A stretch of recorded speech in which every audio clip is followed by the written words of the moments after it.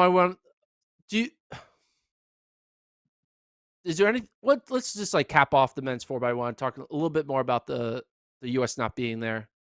I know I gave like my Again? horrible take that it was because I gave my horrible take according to the world that is because Team Yeah, USA you did. is too distracted with individual stuff. Um, but I've been hearing some quotes from like some of the athletes, and they mentioned that like they didn't know who was on the relay until like 48 hours before, and they also didn't Mhm. like practice as much. And like I can understand not knowing who's on the relay for the 4x4 because it's the 400, and you just want to find who's the fittest. Like I get it. Wait till we figure out who's looking good and put the best 4 quarter milers. But a 4x1, you're not really going to lose fitness. You are who you are. It's all about the exchanges, and I think maybe this is a time Team USA needs to look in the mirror and be like, hey, we need to decide our 4x1 team like not 48 hours after the 100. We need to Mhm. decide it like 48 hours after the trials. And the only way the relay changes if there's a legitimate injury. And there's no like, let's wait to see how you do at the Olympic final and then we'll decide. Mhm. No, we saw how they did at the US trials final and use that as the basis. No more like give them one last chance to get on the relay. And I think that was the problem. I I agree. I think anything is an improvement in terms of what they put out there. Again, this isn't just a one championship issue. This has been going back for years now of that basically 50% or slightly below 50% success rate of just getting the baton around the track and qualifying to the final and finishing the final and not getting disqualified. Yeah, I wouldn't. I mentioned before, hey, just until we figure it out, go 4, 5, 6, 7 from trials and then run it because you could pull up Italy's PBs and we talked about Jacobs running 980 and Tortu being a 999 guy, but top to bottom, US 4, 5, 6, 7 could run with them.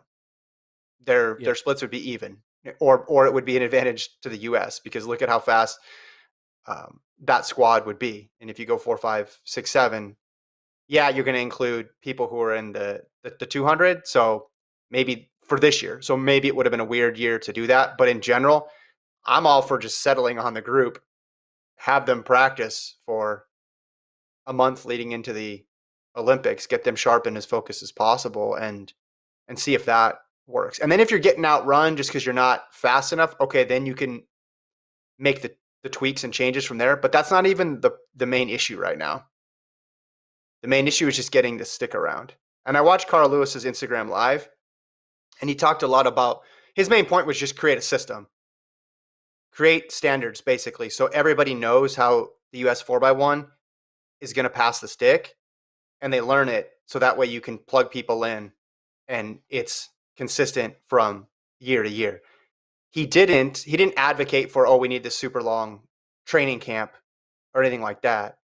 He mainly focused on just developing a consistent system that they use from year in to year out, which I interpreted, and I don't know if this is correct or incorrect, but I interpret it as like, well, then you can have shorter practice windows and it won't be as big of an issue because everybody knows the US way to pass the baton. And again, I don't know. I don't know if that would work. He seemed pretty passionate about it. He also mentioned getting multiple people on the relays probably is a bad thing, and a lot of it's agents being involved because they want to get their person a gold medal. So you get somebody, you have 6 people in, and like they're just. He said there's too many cooks in the kitchen, is how he described it, and you can definitely see that being an issue. So I would be fine with, yeah, just settle on the 4 early, have them learn the system, and then stick with it. If the person you have doesn't run well in the open 100, who cares? If they're not hurt and if they're motivated now to get going and they've learned their leg and they know exactly what to do, keep them in there.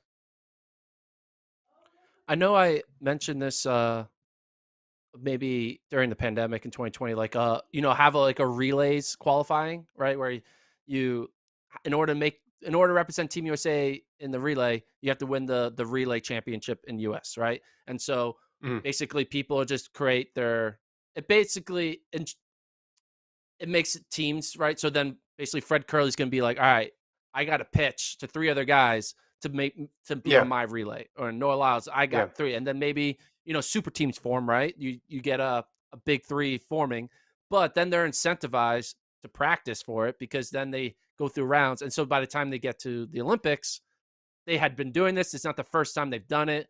They did it through a Mhm. pressure situation where they were trying to win Yeah. a spot on the team. It would be an interesting way because I think it would work its way out. I think if you told all the 100-meter runners, hey, just you got to build your own 4x1, I think the Mhm. best would kind of flock to each other, right? And I think the people who don't want to work with each other would not work with each other. And I think you'd have two pretty even teams that come out. I think you would have, you Mhm. know, a 1A and a 1B. And I think whichever one gets put on the track is going to do well, right? And, Mhm. you know, yeah, Yeah. 4x1's one of Yeah. those weird things where you don't need the four fastest PBs to win. You just need the four best handoffs. The difference between 9-8 and 9-9 kind of goes out the window a lot with these relay exchanges. It's not the same with the drive. It's not like, it's not, it has nothing to do with your start, like Only one person's come out the blocks. Yep. your 4x1 a 4x1 split is not really that related to your open 100-meter time because there's so many different Mhm. dynamics to it. It's how you run a Mhm. curve. It's how you do this, that, the other thing that like just saying, oh, add up 9-8, 9-8, 9-8, 9-8, we win. No, it doesn't work that Yeah. way. Yeah. Well, and I think because US needs to, their advantage is their depth. So use your depth to Yeah. your advantage. Italy has to put Jacobs on their 4x1 team to have a shot. The US theoretically wouldn't need to do that because they could just overwhelm teams with their depth. But you have to make it into the race and you have to not get DQ'd first. Italy got that done. Credit to them.